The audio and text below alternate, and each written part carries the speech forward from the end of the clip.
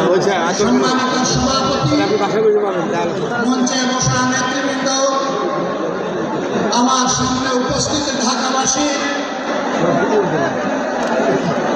মেয়ের দুনিয়ার সুবাদে সংযুক্ত প্রিয় দেশবাসী,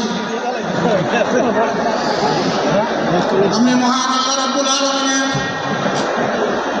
শুকরিয়া আদায় করার পাশাপাশি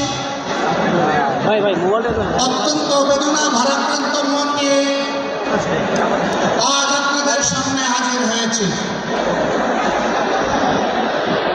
আপনারা সাক্ষী, 2009 সাল থেকে শুরু করে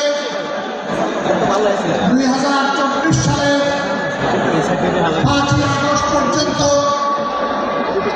বাংলাদেশ আওয়ামী ফ্যাসিবাদের কবলে ছিল।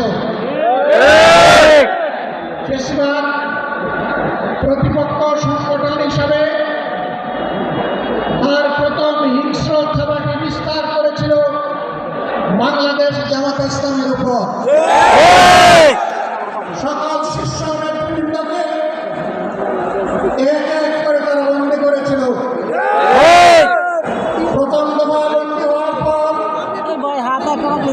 প্রিয় সংগঠন আজহার ইসলামের উপর সেই সময়ের গুরু দায়িত্ব তুলে দিয়েছিল।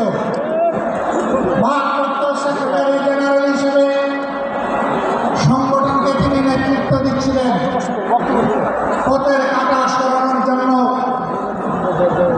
বাকিদের ধারাবাহিকতায় ষড়যন্ত্র অব্যাহত রেখে তাদের গ্রেফতার করা হল। এক এক করে 13টি বৎসর অতিবাহিত হয়েছে।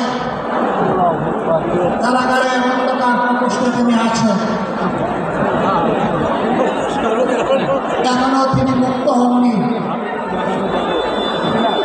বাংলাদেশ ফ্যাসিবাদ থেকে মুক্ত হলো। আমাদের প্রশ্ন, ফ্যাসিবাদের সবচেয়ে কঠিন সাক্ষী আজহারুল ইসলাম সাহেব মুক্ত হলেন না কেন? কোন জিনিস তাকে এখনো আটকে রাখতে বাধ্য করেছে? কেন এই বৈষম্য